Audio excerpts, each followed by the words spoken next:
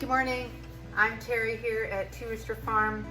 Today I am going to make some pickled beets. Last night I put this big huge pot of beets on to boil. Beautiful big beets. I got them from a local farmer. My beets aren't this big, but these are really nice. So just fill the pot with water. Make sure you maybe put the larger beets on the bottom of the pot, so they may take a little bit longer, and the smaller ones on the top. Don't cut your beets when you put them in the water, or they will bleed into the water and you will lose a lot of the color in your beets, which you don't want. So yeah, just put them in there. They probably took about 3 to 4 hours to be tender enough to be able to slice.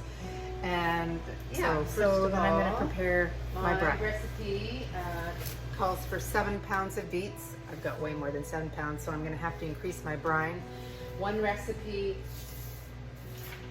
calls for 8 cups of white vinegar, 4 cups of sugar, 2 cups of water, and cinnamon sticks and some whole cloves. So I'm going to prepare that. Already added a few cups of vinegar. I'm going to add the last 4 cups of vinegar. I'm going to add all my sugar.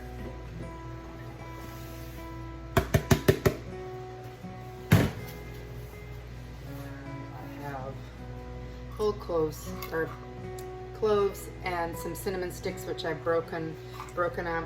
I didn't have as many cinnamon sticks as I needed, so I had to make them smaller, but normally I keep them as long as they are, about this long, and then when I heat them, I actually slice them in the middle, and I make sure that I put at least 1 little piece of cinnamon stick and a couple cloves into each jar before I seal them up. Add those.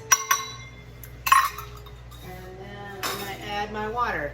So I'll be back when I'm finished and going to do the next step. Thanks.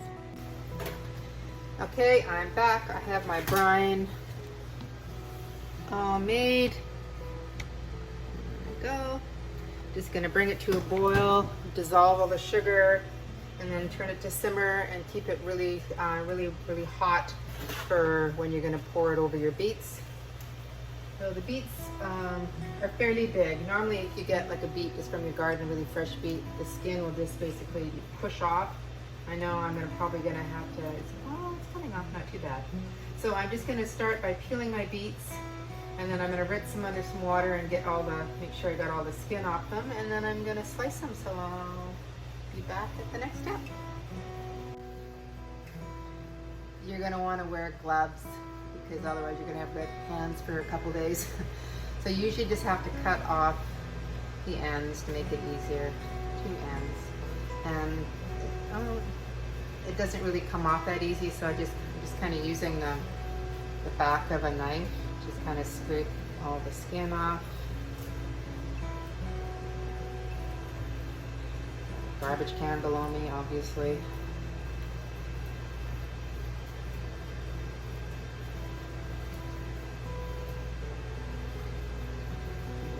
Big beets.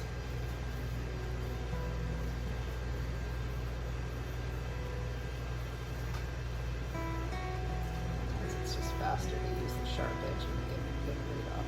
You're going to lose a little bit of your beet, but it's faster.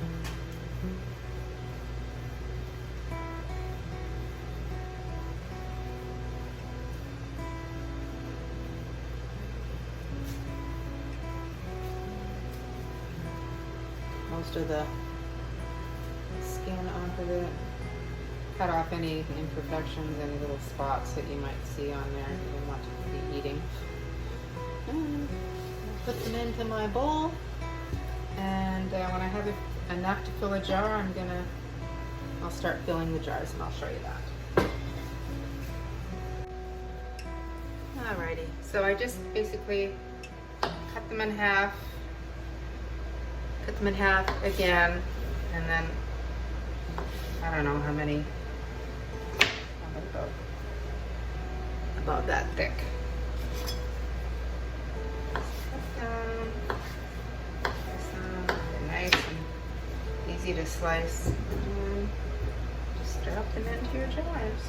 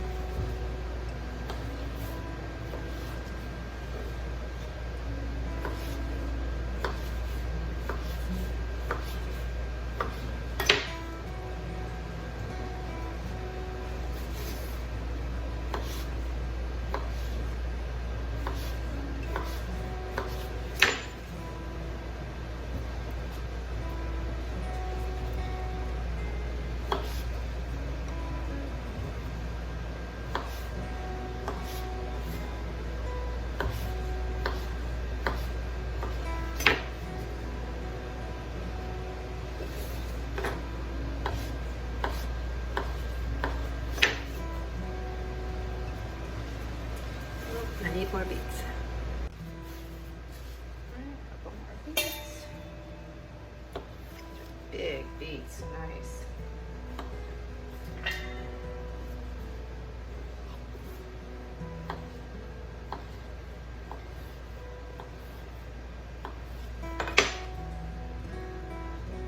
Push them down into the jars.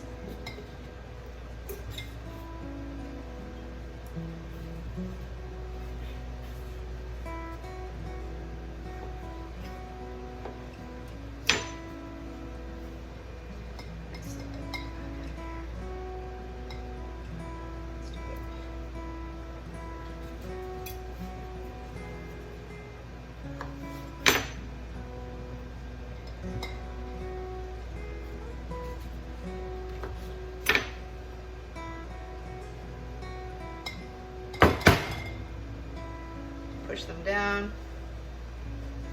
About, might be a little high. I like to try and get them down.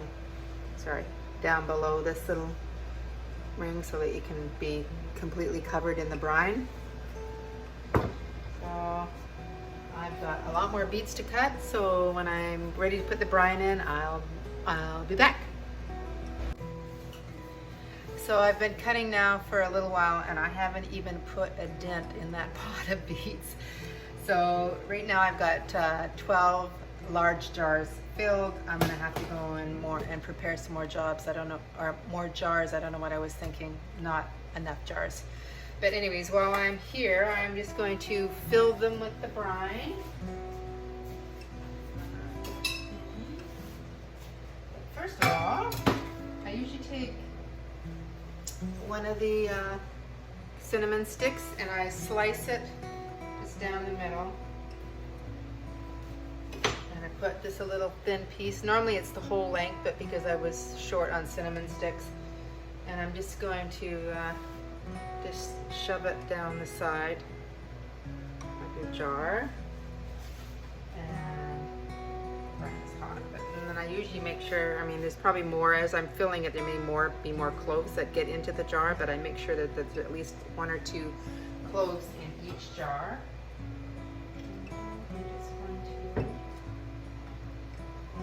Forgot my funnel upstairs, so I'm just going to have to do it this way. Bring the brine all the way up to about 1/2 inch from the top.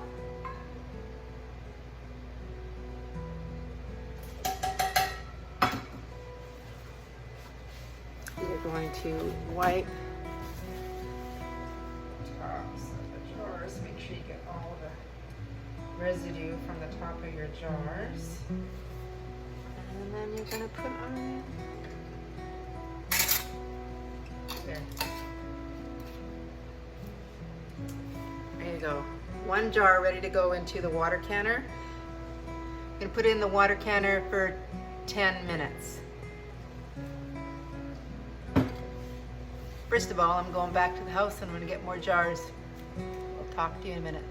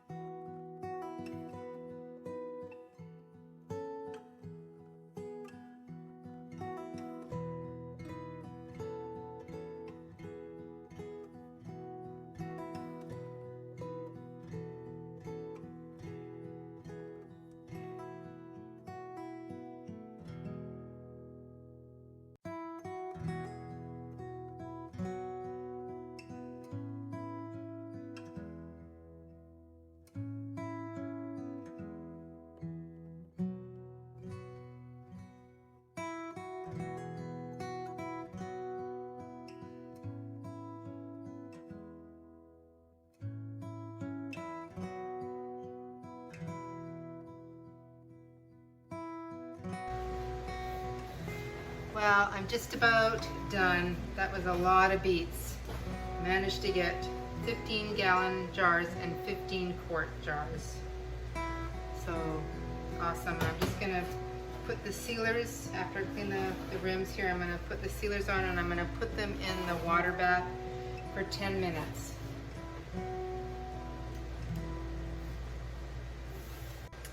I'm just gonna put them in the water counter.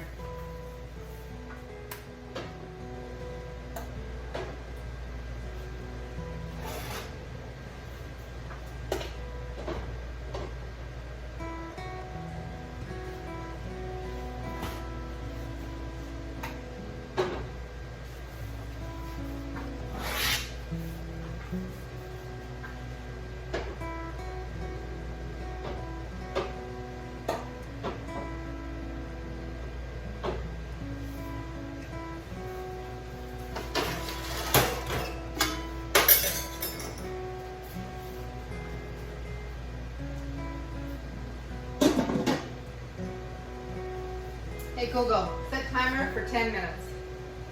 10 minutes, and that's starting now. We'll see you in 10 minutes. The timer has gone off. Make sure you open this with the steam going away from you.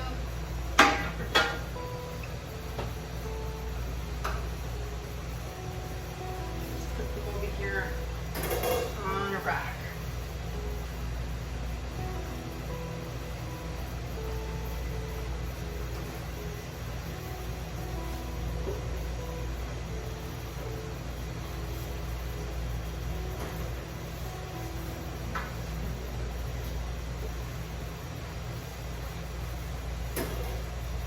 Not the way I wanted to spend this sunny day.